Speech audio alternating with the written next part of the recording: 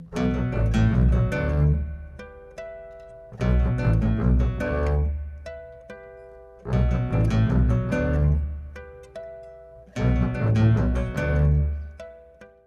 hoy va a ser la presentación de la doctora María de Lourdes Rico. Y bueno, le agradezco que haya aceptado la invitación para presentar este seminario. La doctora es investigadora del herbario del Royal Botanic Gardens, Kew. Es el herbario del Real Jardín Botánico de Kew. Su especialidad son las leguminosas y en particular el género Acacia. Hizo la licenciatura y maestría en la Facultad de Ciencias de la UNAM en la especialidad de taxonomía.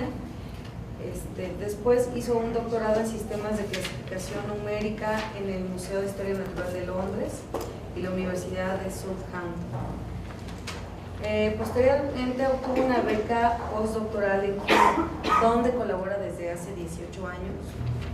Actualmente colabora con la DETEP en Conavio, en el Instituto de Biología de la UNAM, así como con investigadores de todo el mundo. Bienvenida. Muchas gracias. Muchas gracias a todos por estar aquí en esta mañana, y quiero expresar que la plática yo no la traía preparada desde que vine, sino la preparé a petición popular, y no es más que nada un poquito de compartir lo que yo he visto en colecciones para que lo que mis ojos vieron, un poquito vean los de ustedes. Entonces las diapositivas no son exactamente todas las que yo hubiera querido, pero están muy buenas, se las recomiendo. Y sobre todo el contenido. Entonces, pues veamos comenzar. Muchos de ustedes aquí tienen un conocimiento muy profundo de colecciones biológicas y las han manejado. Otros no las han manejado y no conocen realmente más allá que una definición muy leve. Entonces, por favor, a los que conocen y tienen mucho práctica en estas colecciones, les voy a pedir nada más que por el beneficio de todos los otros que no las conocen, no se vayan a aburrir. Entonces, que digan, ya, eso ya lo sabía, no dijo nada nuevo, ¿no? Y algunas cosas son muy viejas.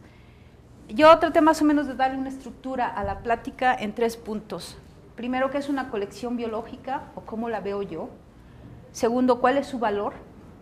Y quizás el tercero, el que más nos incumbe a nosotros, sobre todo en esta época de cambio y de preocupación, es cuáles son sus usos. Entonces, realmente las colecciones biológicas se remontan desde tiempos muy, muy antiguos, incluso desde que el hombre se puso a recolectar frutos y semillas para domesticarlos. En esa recolección y todo ya estaba interesado en saber qué fuente le iba a dar toda la naturaleza. ¿Ese es para cambiarles esto? Acá. Gracias. Ahora le cambié 2. ¿Tú le cambias o yo le? A ver, yo le cambio y si no. Sí. Bueno. Entonces pasamos a las siguientes, por favor. Yo he a grandes rasgos definido 2 tipos de colecciones biológicas, o como las veo. Primero, las que son vivas. Y segundo, las que no están vivas. Pero el que no estén vivas no significa que no den mucha actividad y mucha dinámica. En el caso de las colecciones que son vivas, colecciones biológicas, tendríamos, pues, yo soy botánica, jardines botánicos, algún zoólogo diría que los zoológicos son una colección viva, y lo es, biológica también. Reservas de una biosfera, donde se combinan ambas, zoología, botánica, minerales y muchas más. Posiblemente los bancos de germoplasma, los bancos de semillas, también son colecciones biológicas. Porque en un banco de germoplasma o en un banco de semillas se tiene o se trata de mantener también las razas criollas, que potencialmente van a dar cierto intercambio genético con otras estructuras. Entonces, obviamente, las colecciones de tipo vivo tienen otra dinámica y otro costo. Y las colecciones que no están vivas, básicamente lo que primero nos viene a la mente es que son museos, herbarios, que son como una biblioteca de referencia, en donde en lugar de libros hay plantas, y las hojas del libro son los ejemplares del herbario con toda la información a las cuales se aunan. También podemos contar con algunas colecciones que no están vivas, algunas cuestiones como repositorios de DNA, por ejemplo, ahorita todas las cuestiones estas moleculares que se tienen, bancos de DNA, sobre todo para hacer secuencias, para clonar la secuencia, para reproducirla y para ver dónde está la filogenia de los organismos, y que eso no implica realmente que vayan a producir seres vivos nuevos, sino nos dan una pauta a la investigación, bueno, hasta ahora. Muchas de ellas son microscópicas o más o menos grandes, y otras están también aunadas con el nombre. ¿Sí? Por ejemplo, las colecciones de tipo etnobotánico, que son artefactos o que son hasta cierto punto textiles.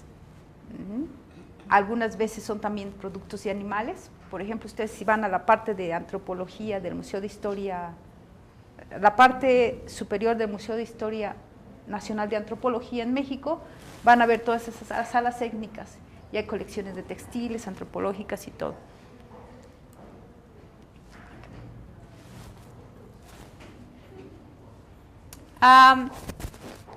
Lo importante y que quiero hacer resaltar es que básicamente una colección biológica tiene que ser sustentable. Y sustentable me refiero a que debe ser continua en el tiempo y mantenida, preservada, cuidada. Y eso quizás es una de las fallas que muchas colecciones que comienzan, como no hay una sustentabilidad, se quedan rezagadas, se destruyen, las comen los insectos, y algunas que desgraciadamente se hace la colección y desafortunadamente debido a la parte histórica del tiempo la colección nunca llegó a su final.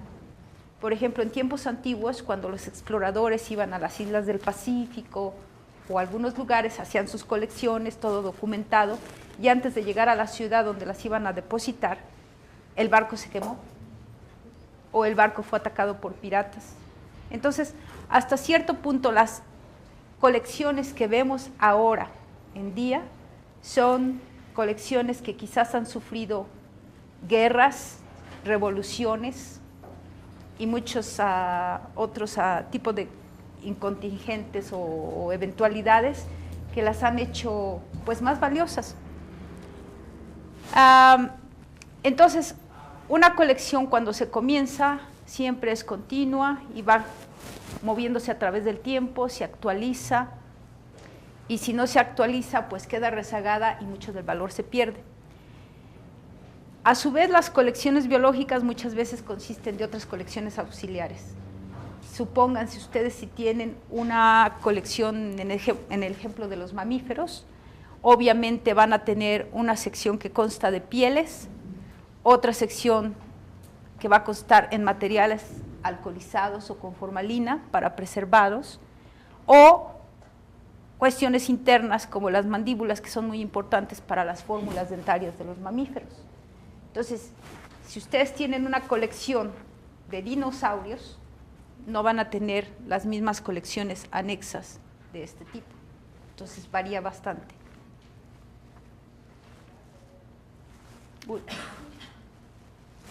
Aquí están dos ejemplos, sobre todo de dos fotografías de las colecciones dentro de México. Una de las más grandes, pues la colección de mamíferos del Instituto de Biología UNAM. Disculpas, aquí me faltó el acento otra vez. Y esta es la sección de pieles, sobre todo de lobos. Y si ven ustedes aquí, esto es quizás lo más importante para nosotros los científicos. ¿Por qué? Porque aquí nos dice en esta etiqueta de dónde procedió, qué edad y qué especie es esta piel.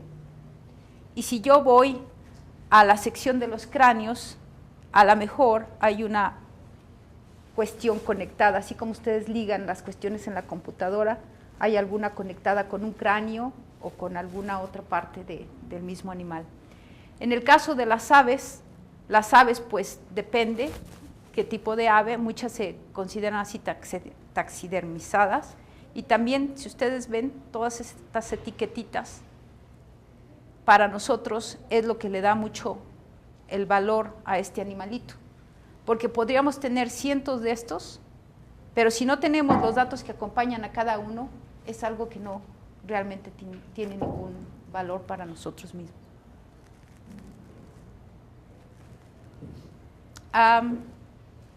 Las colecciones biológicas, como les decía, son valiosas primero por su tamaño, qué tan grandes son. Si vemos en un museo, podemos decir, supónganse el Museo de Historia Natural de Londres, es muy valioso en cuestiones de fósiles y otras cosas, ¿no? Pero fósiles tiene una gran cantidad. Y quizás si vemos aquí la colección de fósiles de nuestro Museo de Historia Natural es muy pequeña. Entonces, un valor de la colección depende a su tamaño, a la cantidad de ejemplares, pero también depende a su calidad de salud. Y aquí me refiero que yo puedo tener, por ejemplo, 1500 huesos de fósiles, pero si no los tengo catalogados, identificados y actualizados con el tiempo, esa colección como que no es saludable para la ciencia. Entonces es la continua actividad del taxónomo que tiene que estar actualizando todos esos nombres. Entonces primero catalogaría yo una colección por su tamaño, después vería qué salud tiene, después me iría a qué rango geográfico. No va a tener el mismo valor internacional una colección regional, obviamente a una internacional o más comparativa, pero esto no minimiza que las colecciones regionales son también muy valiosas, porque es de donde sale la cuna de todas las especies nuevas o descripciones que se tienen para documentar biodiversidad. En otras situaciones tenemos la especialización de la colección. Aquí en Guerrero hubo un señor que se llamó el señor Cruce, y él era minerólogo, ¿sí?, de minas, y se empezó a interesar por toda la vegetación de Guerrero y comenzó a colectar plantas de Guerrero. Pero a cada ejemplar de su planta de Guerrero, en las anotaciones que hizo de campo, le puso todos los datos geológicos que pudo. Y yo esa colección del señor Cruce la valorizo muchísimo porque en toda la información que tiene geológica nos está diciendo mucho de la biología de la planta. Si yo tengo un ejemplar de herbario donde dice árbol de 40 metros de hojas verdes, diámetro 30 centímetros, a mí eso me dice cómo es el árbol, qué salud tiene, pero si además me dice crece en suelo kárstico o estaba lleno de hormigas o de epífitas, me da más y más información. Entonces mucho depende también qué tipo de especialización tiene la colección. Si ustedes van al Instituto Mexicano de Seguro Social, van a encontrar un herbario que tiene cierta especialización en plantas medicinales. Y allí tienen la plantita que se colectó y en la etiqueta los datos que asocian los colectores con el uso y manejo de esa planta medicinal. Obviamente estas colecciones a nivel de especialización tienden a ser un poquito más regionales, porque una a nivel internacional pues es más difícil que tenga todo lo bueno. La última situación que también los valoriza mucho a las colecciones biológicas es su antigüedad. Y su antigüedad porque, como les dije, ha habido guerras, ha habido bombardeos en ciudades y hay colecciones nacionales o biológicas que se han destruido completamente. Y tenemos, por ejemplo, algunas colecciones, la de Berlín del Este, fue bombardeado el Berlín del Este mucho y muchos de los materiales más valiosos tipos fueron destruidos. Tenemos los museos de Leningrado, imagínense ustedes en Leningrado, todos los pasos que hubo de la revolución, el cierre de museos, y si esa colección sigue existiendo en buena salud y en buena función, eso lo hace muchísimo, muy valioso.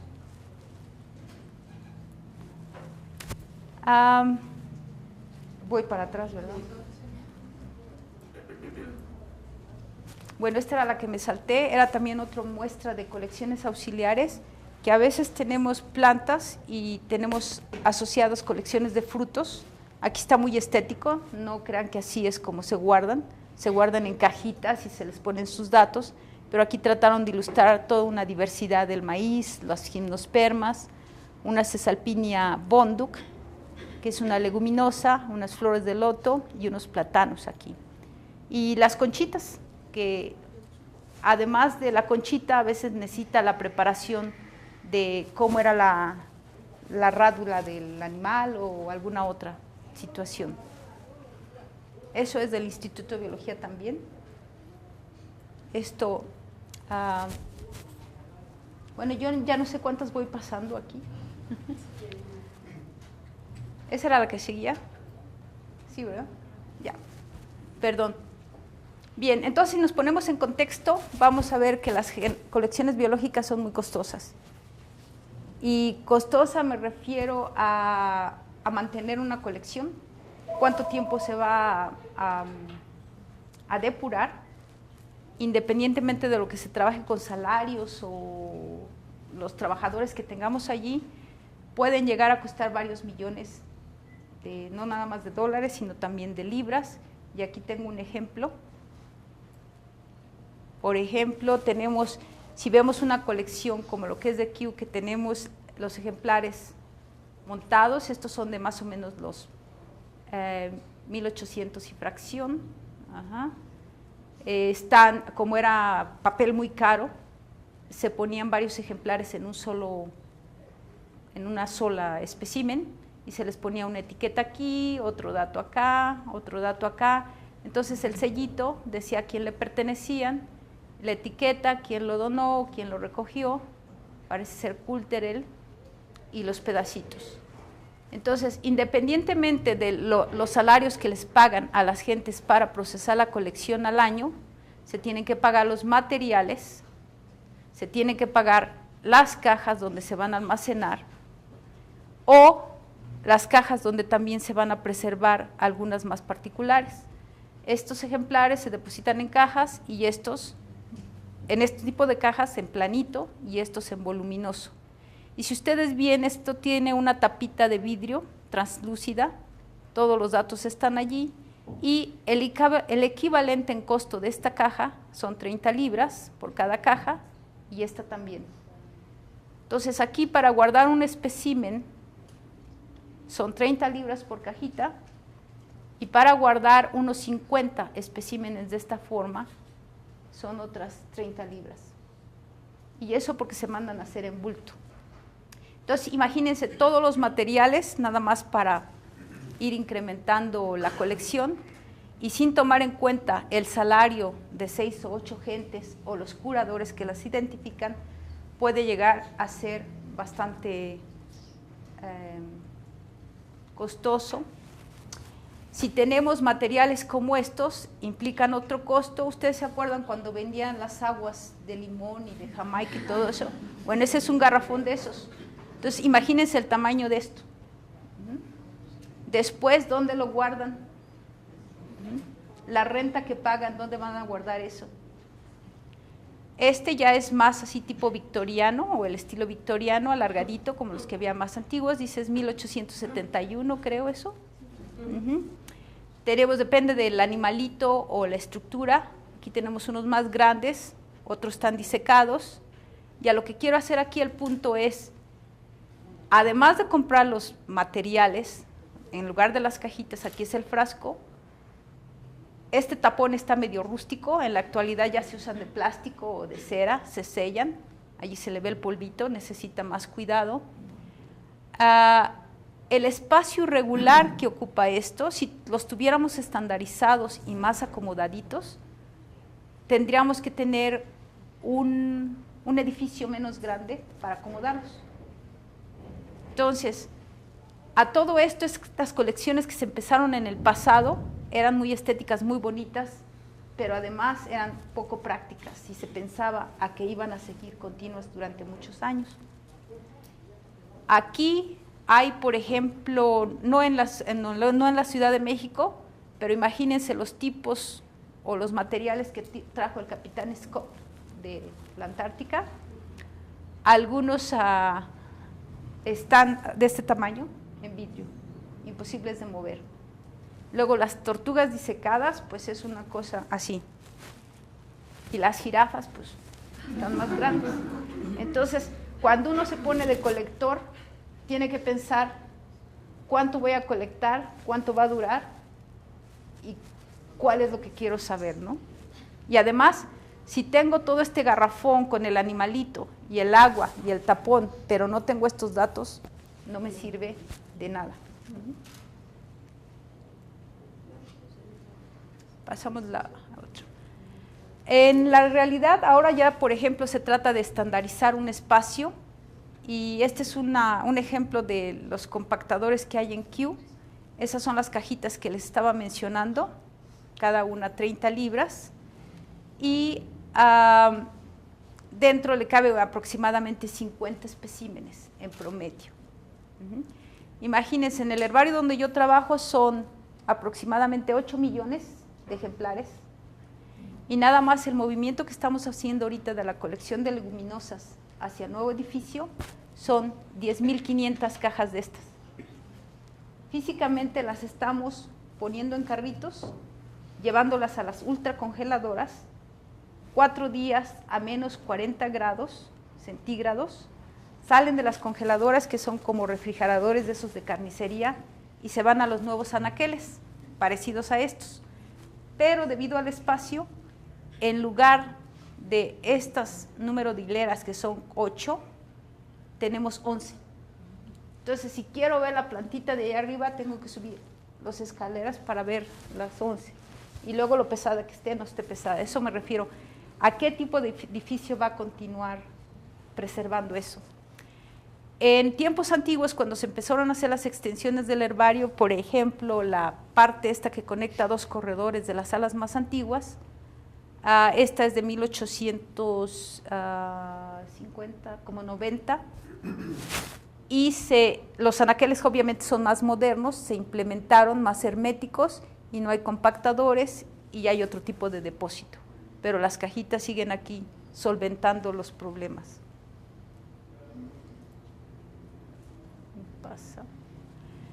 Y si vemos en el caso de los animales, ven el problema, los frasquitos de diferente tamaño, las tapitas de diferente tamaño. ¿Cómo voy a acomodar esto si me llega una colección nueva de esto? ¿Cómo lo ubico allí para saber dónde encontrarlo? Porque una colección es como la alacena de su casa. Si ustedes no saben qué es lo que hay allí, no saben cómo recuperarlo. Entonces todo tiene que estar catalogado, muy bien organizado, y lo que se hace en Q, por ejemplo, con la colección de material en espíritu, que le llamamos en alcohol, se enumera cronológicamente conforme va llegando y se va ubicando de acuerdo al tamaño. Entonces, si ustedes van a la base de datos y buscan algo, entonces ya pueden localizar esta planta con este fruto es el número 56.300, y van a los anaqueles y ven el 56.300. Van a ver la siguiente especie de la misma planta, o digo del mismo género, lo que sea, y a lo mejor les toca el ejemplar número 10.000. Entonces el número 10.000 está muy lejos del 50.000, pero por medio de la computadora se encuentra dónde está. Entonces todo tiene que estar con referencia bien cruzada. Y hay otras más estéticas y más bonitas que cuesta mucho trabajo prepararlos. Por ejemplo, este pez diafinizado en glicerina. Esto es más difícil que hacer un ejemplar de herbario de palmas o de orquídeas. El tener la delicadeza y todo para poder diafinizar esto, y que con sus datos adecuados nos va a servir para ver la estructura interna y para poder hacer quizás un análisis cladístico, para ver cómo son las vértebras, qué tipo de vértebra, etcétera, o arácnidos tan delicados como estos. También en glicerina tienen una capita de formol, y además tienen un vidrio que los mantiene. Y pues no se diga las aves. Entonces, si ustedes ven, imagínense como cuánto dinero cuesta preparar cada uno de estos materiales. Y si tienen 10.000 pajaritos así, pónganle número. Ahora ya los tienen, están muy bien arregladitos, y si no les ponen un antiinsecticida o los mantienen a buena temperatura, ¿qué les pasa? Se los comen, los insectos llegan. Las mariposas en el pasado también se ubicaban en cuestiones como cajitas para protegerlas, y esto era más estético que científico, pero aunque sí tiene su valor científico, pues ahora han quedado como muy cuestiones históricas de mucho valor. Y ven aquí el marco, como si ha sido afectado, no sé si por insectos o por algunos maltratos, pero ahí van. Esto también es del Instituto de Biología, y aquí debajo de cada una de estas ejemplares hay una etiqueta que da los datos. Y escarabajos, que son toda una cuestión fascinante. Aquí ya se ve una estructura un poquito más taxonómica organizada, y ven algunas etiquetas grandototas y pequeñitas. Ahora, muchos de los estudiantes que son nuevos quieren entrarle a la biología molecular, quieren entrarle a la computadora rápidamente, pero para seguir documentando la biodiversidad necesitamos todavía, quizás, tanto como hacer colectas, como para ver todo lo que hay en estas cajitas, poder tener la paciencia de leer los nombres que dice esta etiqueta, y a su vez, si yo colecto más de esto, tener la paciencia y la buena caligrafía, la buena mano, para poder elaborar esto. ¿Cuántos de ustedes escriben aquí en chiquito? Así pequeñito, pequeñito. ¿Cuántos intentaron hacer etiquetas de estas de insectos? ¿Les gustó? Pero eso es lo que hace parte del valor de la ciencia. Bien, aquí traigo unas figuras, y aquí está otra vista de nuevo del desorden que es el herbario donde yo trabajo. No desorden, pero es más o menos un orden. Esta ala y esta ala de aquí y toda la parte de acá es como un rectángulo, son leguminosas. Y ustedes aquí tienen partecitas como oficinas y lugares donde pueden trabajar. Yo para conseguir una oficina pequeña me tardé 15 años casi.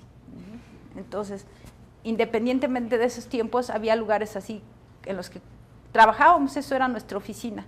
Y aquí están todos los materiales.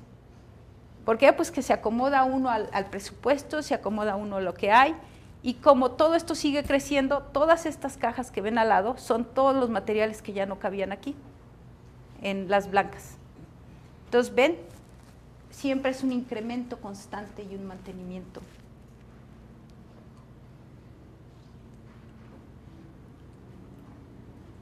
Acá están otras más organizaditas. No todos los herbarios son caóticos, y cuando son nuevos tienen mucho espacio.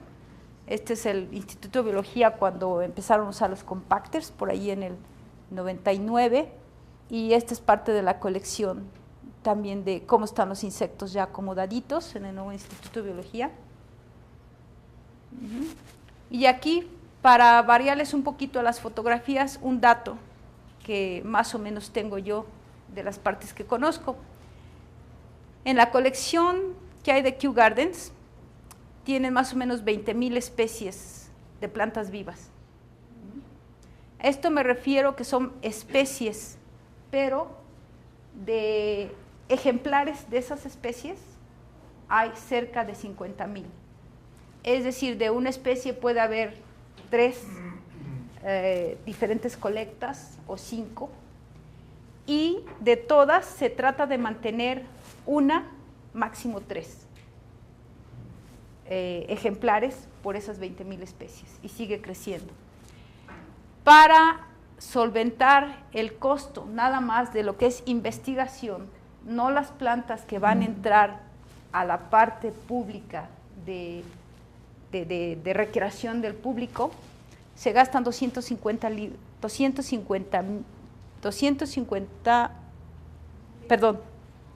5 millones de libras para estas 20,000. Entonces, haciendo un promedio por especie, podríamos pensar que para mantener solo una especie, ya sea con una maceta o con 3 macetas, para investigación, se necesitan 250 libras por año.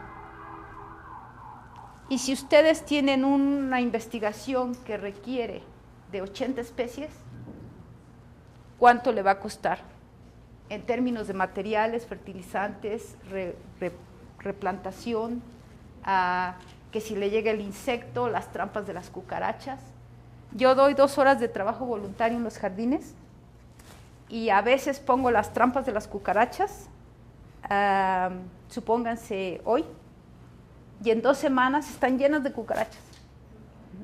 O sea, así como investigo mis acacias y todo, me voy también a ensuciar las manos, a ayudar allí a hacer algo. Y esas trampas de cucarachas cuestan mucho. Y como no se pone ningún pesticida ni nada, hay que matarlas de esa forma o eliminarlas. Entonces, control biológico y todo es muy caro. Entonces, una colección de plantas vivas va a costar 5 millones para 20,000 especies. Y en su comparación, si tenemos una de DNA o colección de semillas, pues va a ser la energía eléctrica para mantener los congeladores, va a ser la cuestión de los deshidratadores, los materiales que se requieren, el hacer los procesos de viabilidad, etcétera, etcétera. Entonces eso va a ser muchísimo más que 5 millones en total, posiblemente unos 17 millones, para mantener más o menos el mismo número de especies. Y en el caso de los herbarios o las plantas, yo voy por lo más baratito. Si se hace un promedio de lo que cuesta mantener un ejemplar de herbario, cada ejemplar de herbario sería 50 peniques, es decir, media libra. Y más o menos hace un promedio también con lo que calculan para los herbarios de Nueva York, para los herbarios de Missouri, el mantener la continuidad y la sustentabilidad de esa colección por un año va a ser $1 o 50 peniques, independientemente de si es un tipo o es una maleza. A todo en el herbario se le da el mismo tratamiento. Bien, si tenemos que cada espécimen serían 50 peniques, si el herbario nacional tiene 1,4 millones de especímenes, échenle cálculo cuánto le cuesta a la Universidad Nacional el mantener eso. Y si nos ponemos a pensar en la Ciudad de México, tenemos un clima que no es muy húmedo. Pero ¿qué tal si estamos en San Petersburgo, en Rusia? ¿Qué tendríamos que hacer para proteger esas colecciones? Hasta para proteger a los botánicos o los que trabajen allí, porque imagínense menos 50 y tantos grados, se le caen a uno las orejas y las puntas de la nariz. Ahora, si están en Santo Domingo, se los pongo más tropical, de la República Dominicana, además de que, bueno, se irían a bailar merengue, pero tendrían que cuidar la colección de ¿quién? De muchos insectos y alta humedad. Si van a Jalapa, pues si van a Jalapa tienen que tener aire acondicionado y deshumificadores. En Pátzcuaro, además del frío, es la cantidad de agua. Entonces, esto lo quiero poner en contexto para que vean todo lo que pueden sufrir una colección biológica.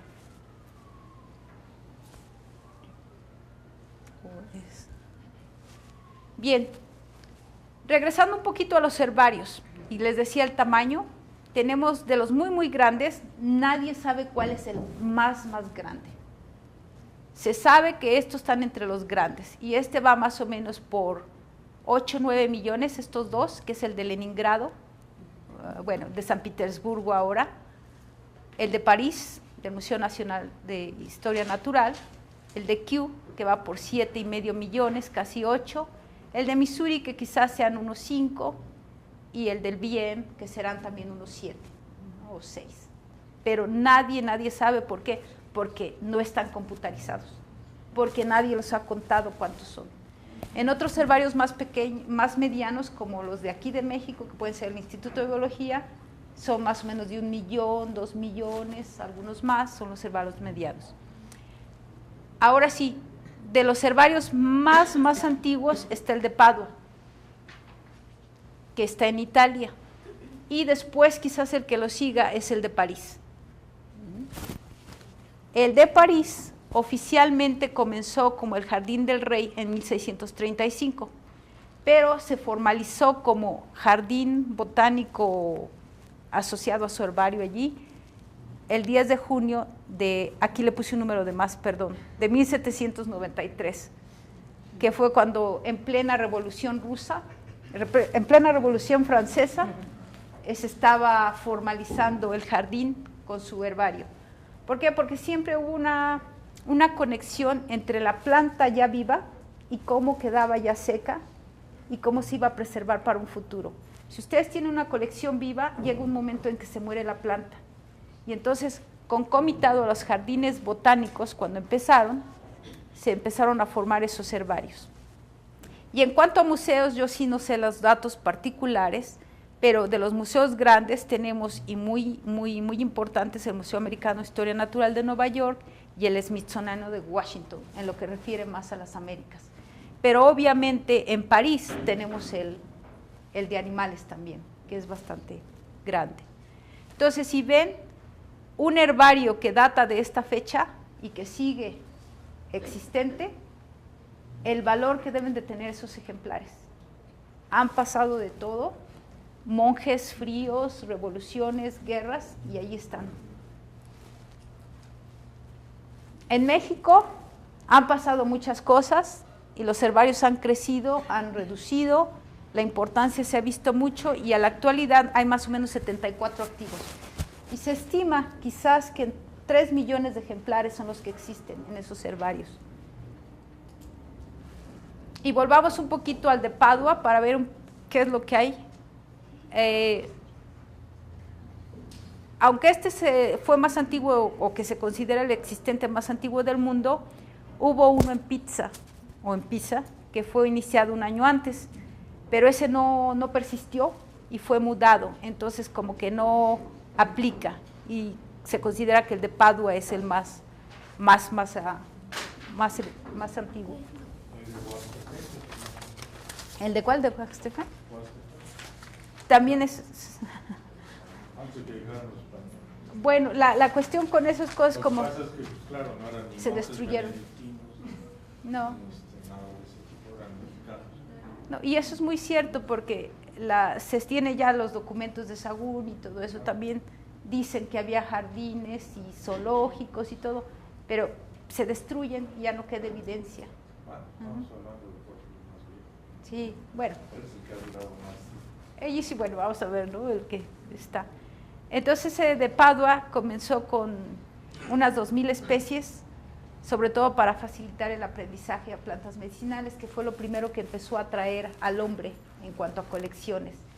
Qué usos tienen las plantas, cómo las podemos usar para nuestro beneficio, y en realidad era de monjes. Las publicidades que hay de este herbario, si ustedes le pican ahí en la internet o encuentran videos, van a ver que es básicamente de monjes. Y a la fecha, hasta 1984, ya un poco hace de años, había un árbol todavía vivo que databa de 1550. Aunque claro, si yo voy a Grecia, hay algunos campesinos que me dicen que su oliva es mucho más antigua, pero pues, ¿quién lo garantiza? Entonces el griego no sabe de tradición oral, pero aquí ya se tiene documentado por los récords que hay en el jardín. Y también la palma más antigua en cultivo, data de 1585. O un jingo, una magnolia de 1700 o 1680.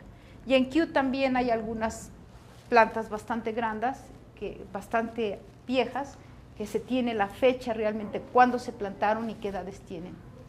A lo mejor aquí hay ahuehuetes, y por ejemplo el árbol del tule, pero realmente cuánto tienen exactamente es algo que también hay por verse.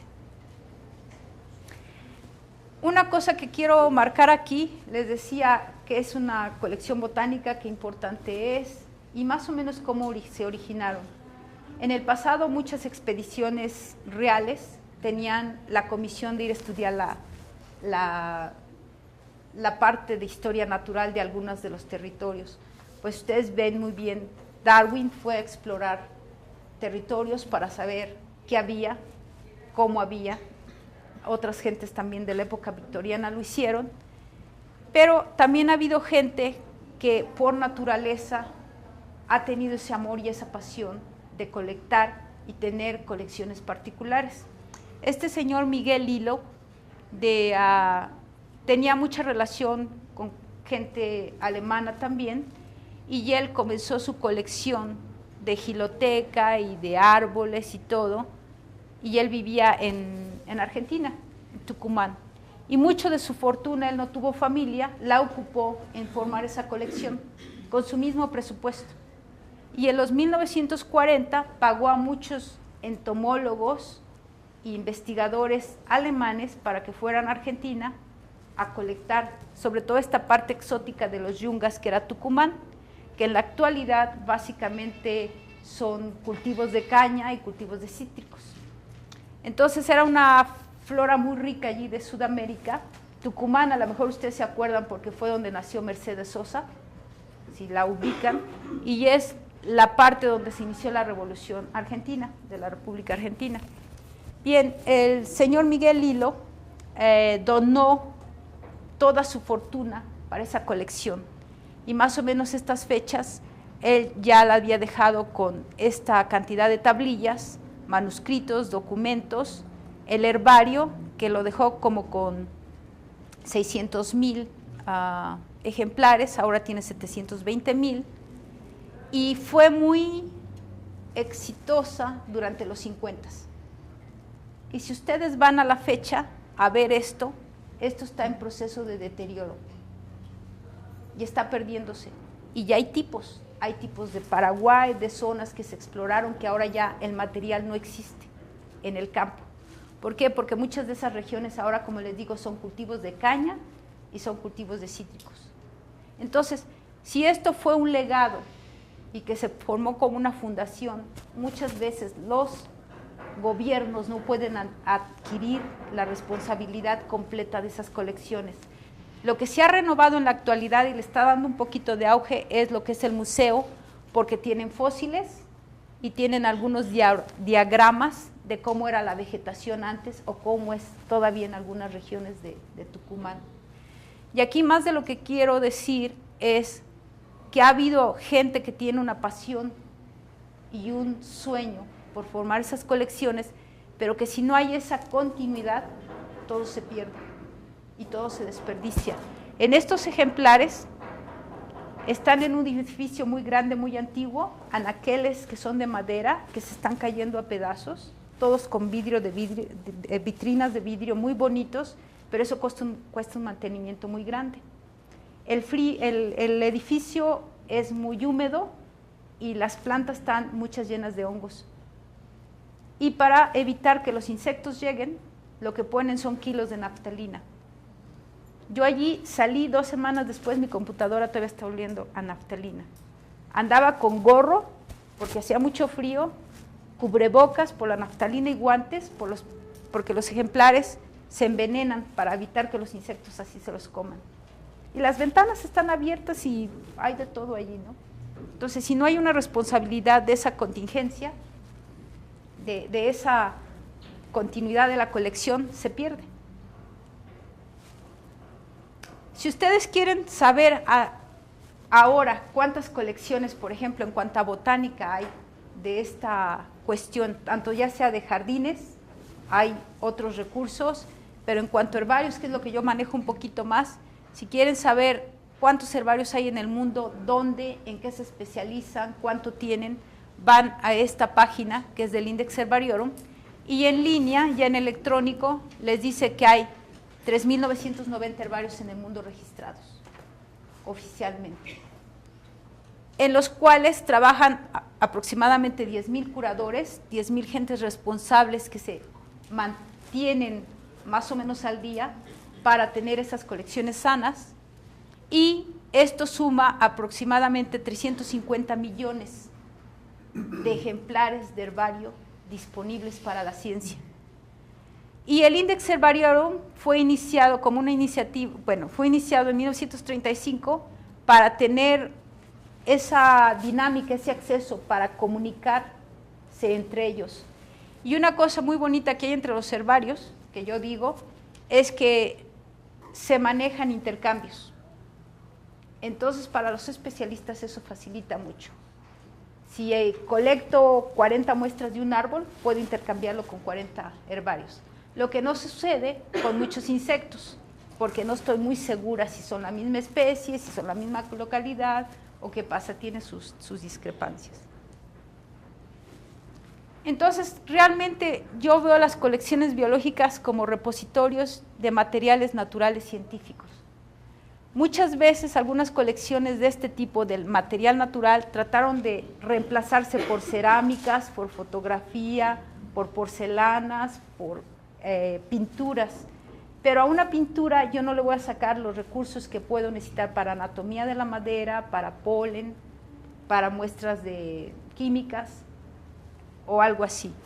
A una fotografía, por muy bonita que esté, no le puedo ver todititito. O sea, le puedo ver ahora con esa digitalización mucho, pero no todititito. Y sobre todo siguen siendo el respaldo de nuevas investigaciones. Independientemente que ahorita estamos en la era de biología molecular y todo esto, tiene que haber un espécimen de respaldo que apoye ese material molecular. Que estamos preocupados cómo está cambiando nuestra vegetación a través del tiempo, cómo están esas desplaces del bosque o del desierto, consultando, por ejemplo, un herbario o un zoológico, una colección de insectos, quizás podemos ver cómo las especies han sido dispersadas en la distribución. Y sobre todo podemos hacer lo que más nos interesa, la riqueza o los índices de diversidad, cómo están cambiando, qué es lo que hubo, qué es lo que tenemos, qué es lo que no vamos a tener y qué es lo que sí pudiéramos tener si lo sabemos proyectar. Entonces, en esas etiquetas, en toda esa información que anexa estas partes naturales, ahí está la dinámica de estas colecciones como yo las veo. ¿Cómo miden la riqueza de un país? Pues por el número de especies, quizás, por el número de minerales que tienen, por el número de etnias, el número de lenguajes. ¿Cómo se documenta la diversidad? Mucho de esto con colecciones naturales, colecciones científicas ya como las que mostré. Y una pregunta aquí importante, ¿cómo se descubren nuevas especies nuevas? Aquí me faltó una interrogación. Por medio de nuevas expediciones, por investigación molecular. A ver, ¿quién puede pensar eso? Si yo quiero descubrir nuevas especies, ¿creen ustedes que si voy a nuevas expediciones lo hago? Posiblemente. Si hago investigación molecular, posiblemente. Pero ¿qué pasa? Si estamos viendo que de las plantas nada más con flores hay unas 70,000 más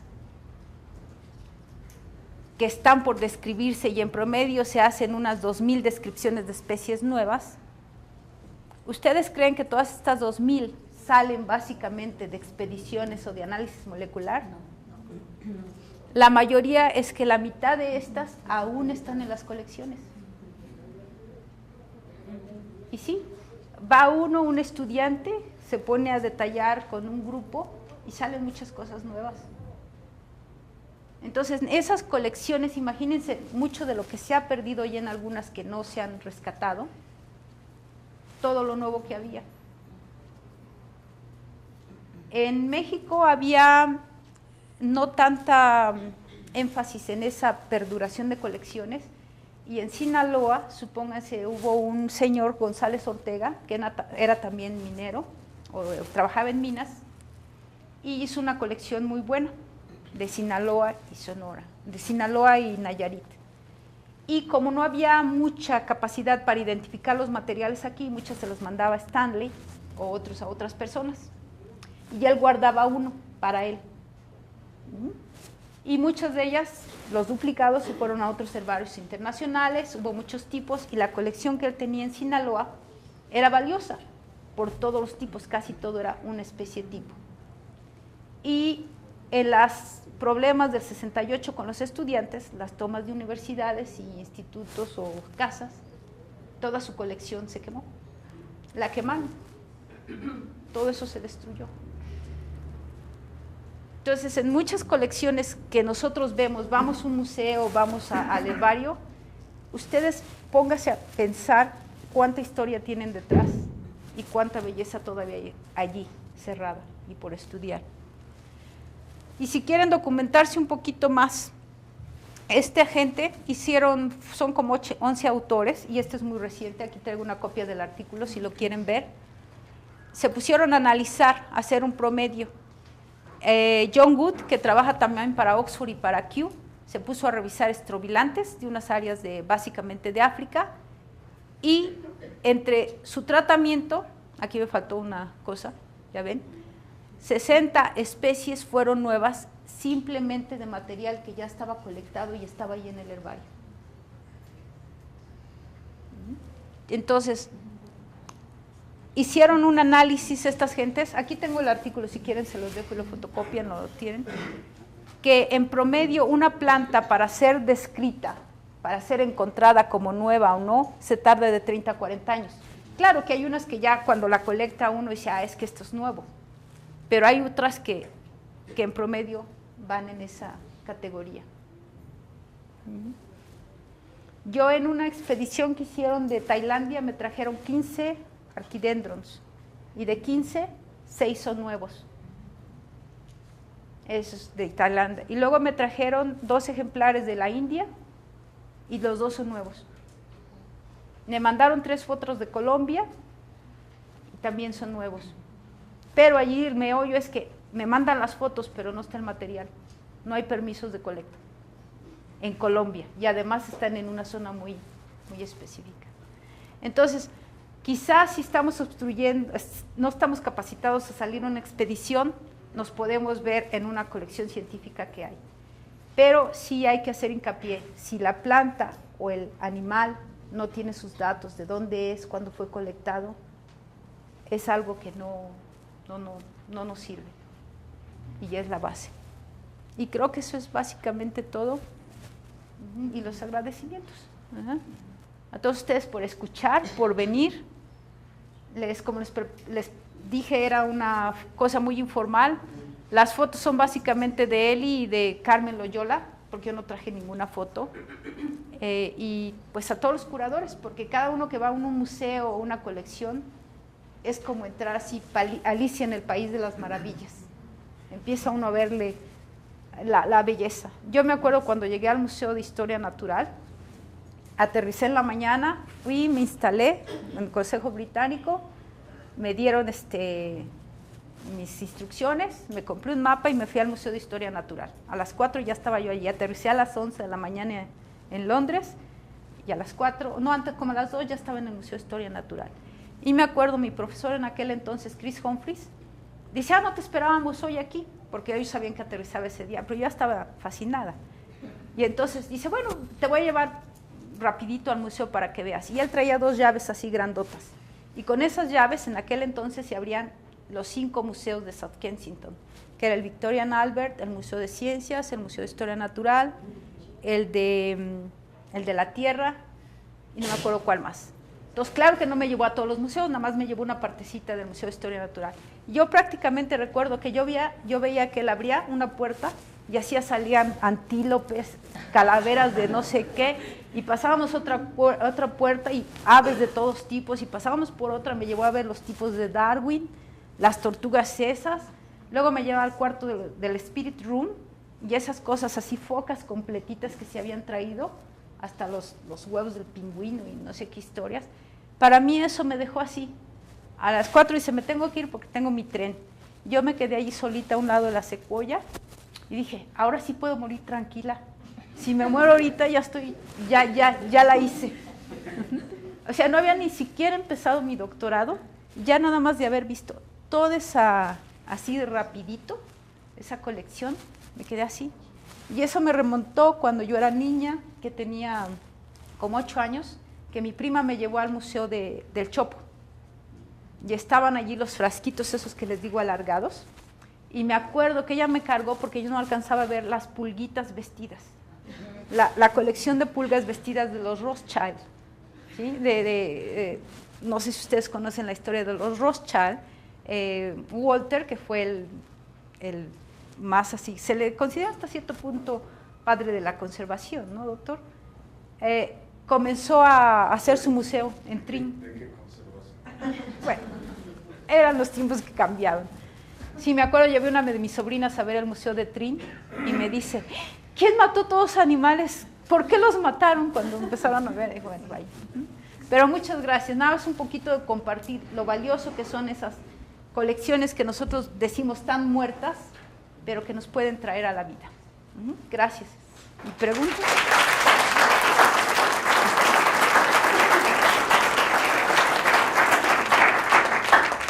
Si tienen preguntas, respuestas, correcciones, bienvenidas.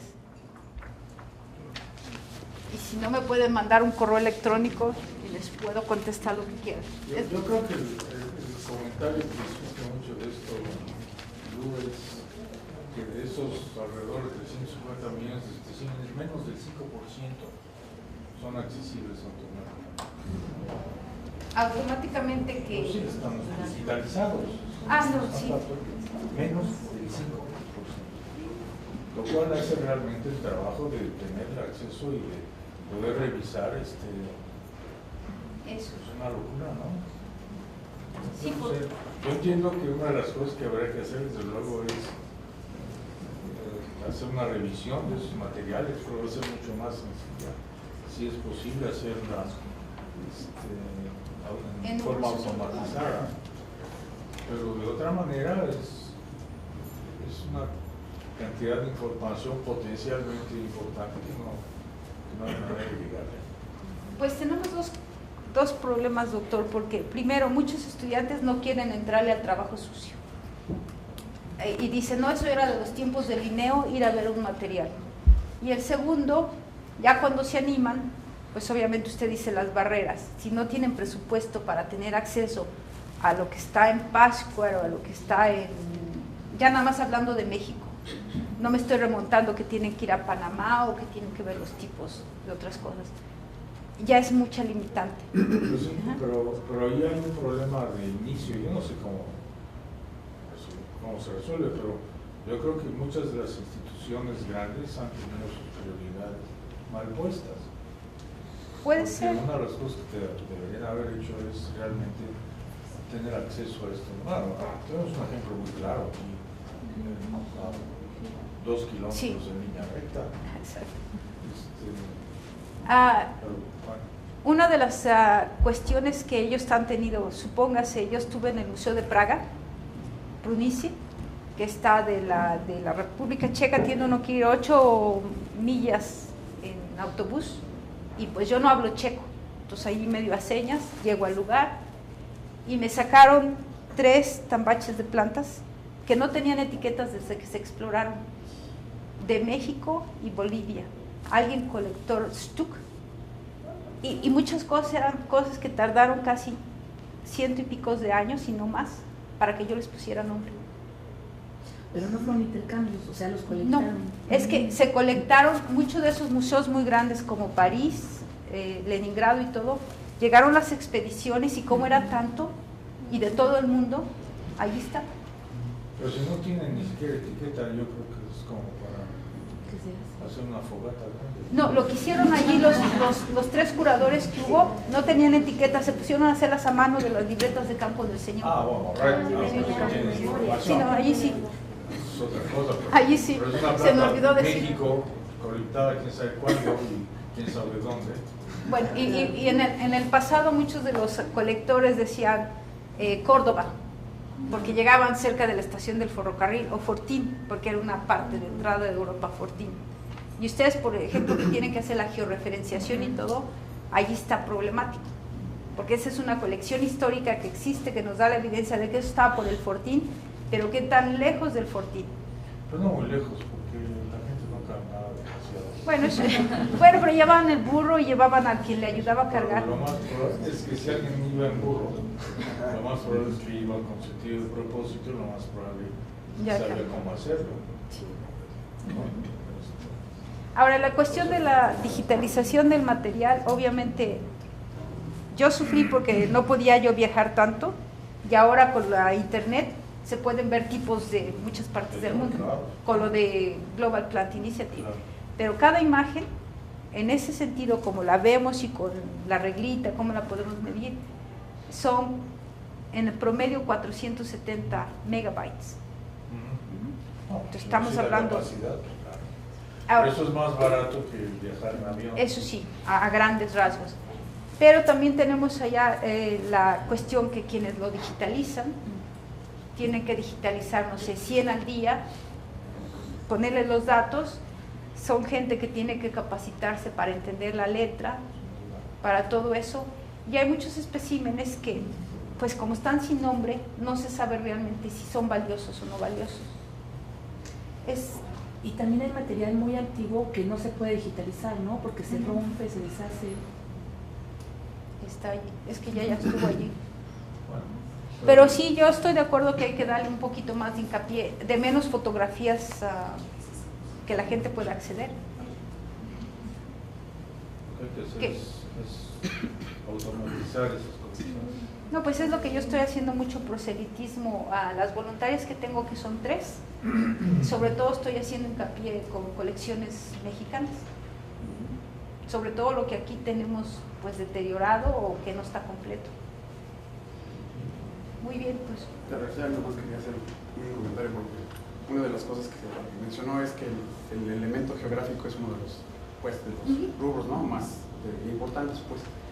Y aquí en Conavio nos hemos dado cuenta que independientemente de que una de las preguntas que si todo herbario debe tener como requisito ahora que esté automatizado o que tenga bases de datos para poder consultar, pues aún así esos datos carecen en muchos de los casos de una coordenada, de un Sí, elemento pero no lo geográfico, ¿no? Y eso obviamente implica un potencial, ¿no? Un potencial en esa parte.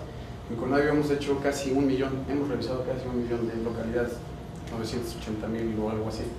Y eso nos ha permitido, bueno, ayudar en cuestiones de rutas de colectores, ¿no?, en datos de distribución conocida, distribución real, distribución potencial. Y yo creo que aparte de todo este esfuerzo que hay de conocer esta parte de las colecciones, es necesario dedicarle también un poco a este elemento, ¿no? Y creo que con este poquito que estamos haciendo ya llevamos casi 8 años georreferenciando, revisando y teniendo valores de incertidumbre y todo eso, pues vale la pena entonces, lo que comentó el doctor, esos datos automatizados, pues muchos le dan, conocerlos, recuperarlos y trabajar en la parte del elemento geográfico. Yo lo que estoy haciendo hincapié, y qué bueno que mencionaste eso, es por ejemplo en Q, ya lo han visto, tenemos nada más Gaumer 1034, Gaumer 78. Entonces cuando traté de conseguir los datos me dicen, no, están en el museo del Field Museum, tiene que ir alguien a sacarlos de la libreta. Bien, al momento estamos tratando de poner todo en una base, ya cuando tengamos muchos, posiblemente se consigue la liga con alguien que lo haga en un bloque, claro, y allí ya se pone. Esa es una idea. Ahora que presentamos el póster de McDougall, que incluso Jerónimo, no, que yo tengo esto, que tengo el otro, a lo mejor no tiene mucho, pero ya despierta esa inquietud de otra gente que ya conoce ciertas localidades de McDougall. Y es como decíamos, se pone algo ya en red y empieza a ver la interacción. Eso sería una cosa. La otra situación es que todavía hay muchas cosas que se quedan como SP, o posiblemente este género, y que posiblemente sean nuevos, pero no hay todavía alguien que empiece a detectarlos en grupo. Que supóngase, sí, que todos los SP, sería tal vez otra iniciativa, se digitalizaran y se ponen a ver quién sabe estos. Eso es una buena idea. Entonces, yo creo que eso sería lo que se ve sospechoso. Y ahorita tocando el punto del Index Herbariorum, si yo colecto algunas lauráceas, y yo no soy nada experto en lauráceas, pero me interesa saber porque son de mi bosque mesófilo, y porque están en este estrato, y porque tienen muchos musgos epífitos, busco en el Index Herbariorum quiénes son los interesados en lauráceas, me contacto con ellos, veo, me puede identificar estos, yo le regalo el material si usted me da el nombre. Y ese es el pago que hay entre varios, el intercambio. obsequio por identificación. Claro que hay algunos pillos que les manda uno el material 20 años y nunca regresaron nada. Claro. Entonces, pero la lucha... Hasta se- entre los taxónomos hay pillos. yo, doctor. Sí, yo soy de la... El otro, estuvo aquí el director del Museo de Zoología Comparada de Harvard. Ese es otro terreno. Me comentaba que hay los herbarios de Harvard que antes estaban separados, ahora ya están juntos. Tienen Creía. una red en la que saben dónde están los duplicados de lo que ellos tienen en otros herbarios. Nos han hecho una red con ellos y cada que hay un cambio de que un especialista digamos, cambia el nombre de la especie porque estaba mal, inmediatamente actualiza. se avisa a todos los demás herbarios para que sepan. Entonces se puede hacer un cambio, es una manera realmente espléndida, ya de manera Raúl, porque tenemos mucho material de intercambio con los herbarios de Harvard, de la época de los 50, 60, 70.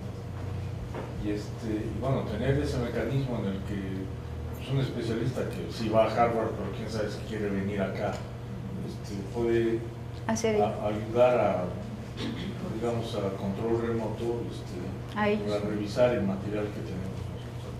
Sí, es lo que en parte es Esas una... cosas hay que promover. Es una filosofía que yo tengo y es mucho de lo que hago hincapié aquí en el Mexu cuando vengo, que están todos esos materiales que porque no se ha identificado no se distribuyen. Bueno, aunque sea género, se envía, se sabe a dónde se envía y ya después se tiene nombre. Y pasa todo así, pero pues es mucho de interacción. Gracias. No, pues gracias, tomaré en cuenta en todo y a ver. Sí. No, si quieren en mi correo electrónico y me escriben. Entonces, sobre todo dudas. Sí, doctora, ¿cuáles son los datos mínimos que debe de llevar la etiqueta de un ejemplar? Para nosotros lo mínimo, pues la localidad, mínimo. ¿Sí? Ya si no quieren anotar si es árbol, arbusto, o hierba o liana, lo mínimo tiene que ser la localidad de dónde es. Pero la localidad lo más exacto que puedan. Si quieren 2 kilómetros al oeste del pueblito con el cruce, lo que sea. Ya si traen GPS, ya lo ponen, ¿no? Pero ya es otra situación. Entonces, localidad, fecha. ¿Fecha por qué? Porque si la encuentro en flor, si la encuentro en fruto, si no tiene hojas, sobre todo los bosques deciduos que son muy grandes en México, a veces la planta está con pura flor, a veces con puro palito, a veces con puro fruto, como las burseras. A veces tiene los brotes y no sabemos, una euforbiácea, son palitos así, las florecitas son así. Hasta que no los ve uno, los entrena a verlos, una florecita así. Y si no las pasa uno por vara. Entonces, localidad, fecha, mínimo. Y ya después, lo más importante, si la planta, algo que cuando me llevo la planta o tomo la muestra, ya no lo ve allí. Si ustedes le ponen hojas verdes, prefiero que le pongan arbusto de 50 centímetros o de 2 metros, o árbol de 30 metros. Que si el árbol era así grandote con un fuste solito, pues entonces sí, a ver, lo abrazo como cuánto mide. Tiene hormigas, tiene pífitas, me espinó. Entonces de allí le van pasando a sacar un poquito más el meollo al asunto. Y ya si se encuentran a pobladores por allí, que siempre les dicen, ¿y usted qué hace? No, pues colectando esta planta, pues que no tiene en su casa. No, esta no. Entonces ya le empiezan ustedes a preguntar, ¿y esta cómo le llama? O cualquier cosa. ¿Cómo la usa? Pero localidad y fecha es lo básico, mínimo. ¿Nos podría describir brevemente todo lo que pasa a un ejemplar desde que se colecta hasta que llega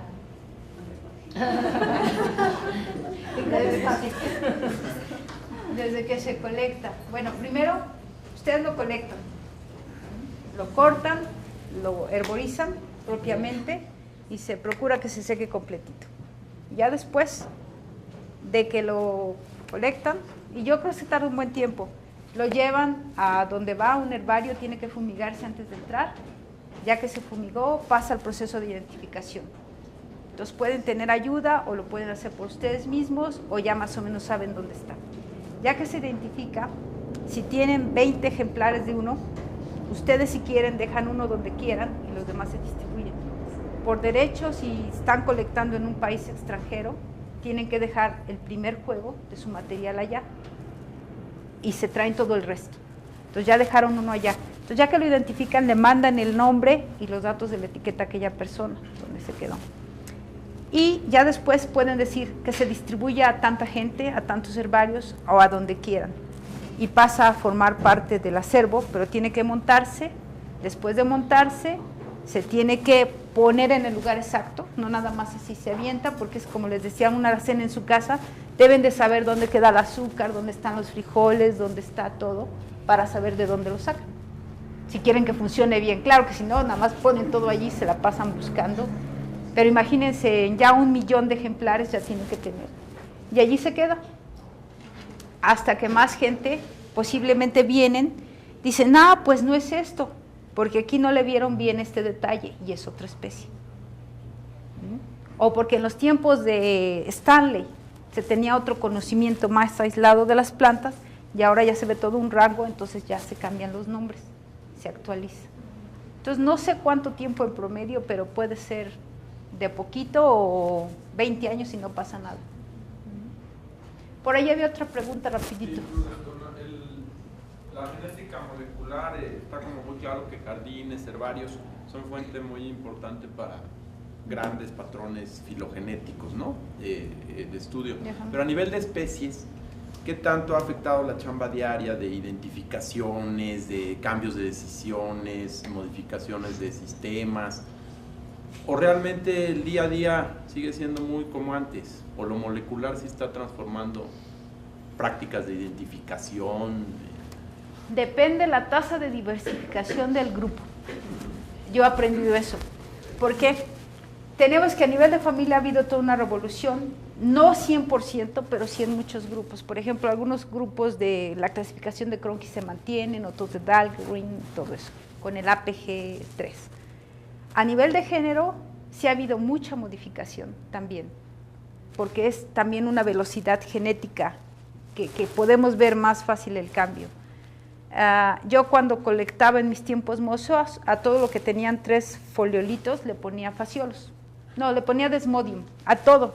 Así fuera fasciolos, minkelercia, todo. Eran para mí un desmodium porque era el género que yo veía más protuberante. Y con la molecular, ahora resulta que desmodium está en la fascioli. O sea, estaba ahead in the future, ¿no? Pero eso fue de puro chiripa. Entonces sí, a nivel género pasa. En cuanto a especies, tenemos algunos géneros cuyas especies han tenido una tasa de diversificación así, boom, y otras que han hecho, boom. Es decir, si nosotros ponemos el género eritrina, es uno de los que han hecho en México, boom. Y si ven ustedes, tiene mucho esa distribución de las partes del balsas y zonas secas, nuestras selvas secas, que son muy importantes. Si vemos el grupo, yo trabajo con acacias, el grupo de las que están en Australia, cuando se aisló allí Australia, se diversificaron bien rápidamente, pero con una morfología completamente diferente. Y si vengo a las de América, tienen 3 tasas diferentes de diversificación a nivel de especies. Dentro de ciertos subgrupos, unas, las que venían más por la Eurasia, las acacielas, hicieron un boom, pero en la parte nada más de la costa del Pacífico. Y allí hay como 8 especies de las 15 en total que hay en todas las Américas. Otro grupo se puso en Centroamérica y se diversificó con hormigas y llaves. Entonces allí también está un cambio. Hay el grupo de Inga, que tienen ingas que ha afectado la cultivación, el hombre ha metido la cuchara allí, y hay unas que no se le encuentra ningún patrón genético. Y allí no nos está ayudando hasta ahora cierto gen. Entonces, por lo cual están tratando combinaciones con mucho más genes. Ahora, la gente que piensa como entré a la plática de los nopalitos. Yo le digo la de los nopalitos. No sé quién estuvo en la de los nopalitos, la genética, el simposio que hubo de Opuntia con la doctora Sheinbaum, que allí le empezaron a poner no sé cuántos genes, y al final ya no se sabe ni dónde quedaron los nopalitos, con quién. Porque piensan que entre más genes le ponen, le va a salir mejor, pero no es eso, sino allí hay cosas que dependen del grupo y de su contexto histórico, su geología, su distribución, cómo fue migrando o dispersándose, es lo bonito. Entonces hay que tener en contexto geología, plantas, edades, molecular. La biología es muy compleja. Si le preguntan a un físico, empieza a aislar todo, o un matemático, pero un biólogo está difícil. Entonces hay de todo, yo diría. Es bueno hacerle a todo. Gracias. No sé si tengan otro comentario por allí. Es que sí es eso. Ya vámonos, ya váyanse a comer, ya vámonos porque nos tenemos que todos. Gracias por venir. Y si no,